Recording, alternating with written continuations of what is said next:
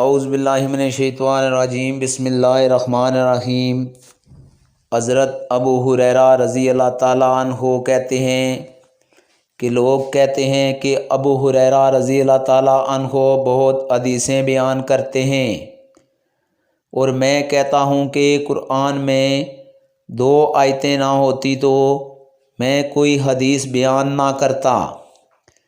پھر یہ آیت پڑھی جس کا ترجمہ یہ ہے کہ جو لوگ اللہ کی نازل کی ہوئی دلیلوں اور آیتوں کو چھپاتے ہیں، آخر آیت رحیم تک۔ واقعہ یہ ہے کہ ہمارے مہاجرین بھائی تو بازار کی خرید و فروخت میں لگے رہتے تھے، اور انصار بھائی اپنی جائیدادوں میں مشغول رہتے، اور ابو ہریرہ رسول اللہ صلی اللہ علیہ وآلہ وسلم کے ساتھ جی بھر کر رہتا تاکہ آپ کی رفاقت میں شکم پوری سے بھی بے فکری رہے، اور ان مجلسوں میں حاضر رہتا جن مجلسوں میں دوسرے حاضر نہ ہوتے، اور وہ باتیں محفوظ رکھتا جو دوسرے محفوظ نہیں رکھ سکتے تھے۔ صحیح بخاری حدیث نمبر 118۔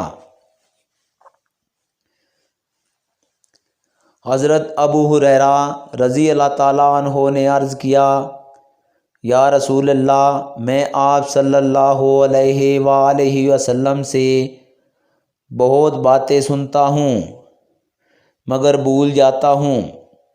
آپ صلی اللہ علیہ وآلہ وسلم نے فرمایا، اپنی چادر پھیلاؤ۔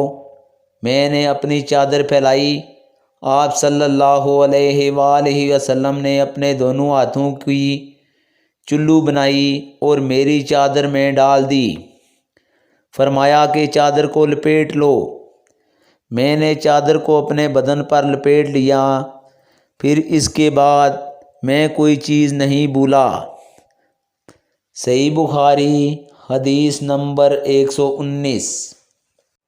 حضرت ابو ہریرہ رضی اللہ تعالیٰ عنہ کہتے ہیں کہ میں نے رسول اللہ صلی اللہ علیہ وآلہ وسلم سے علم کے 2 برتن یاد کر لیے ہیں، ایک کو میں نے پھیلا دیا ہے، اور دوسرا برتن اگر میں پھیلاؤں تو میرا یہ نرخرا کاٹ دیا جائے۔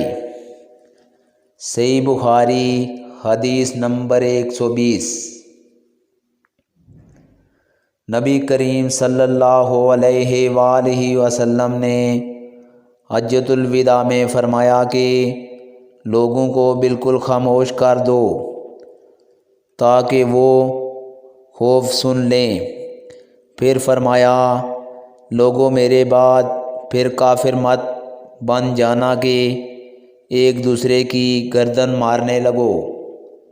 صحیح بخاری حدیث نمبر 121۔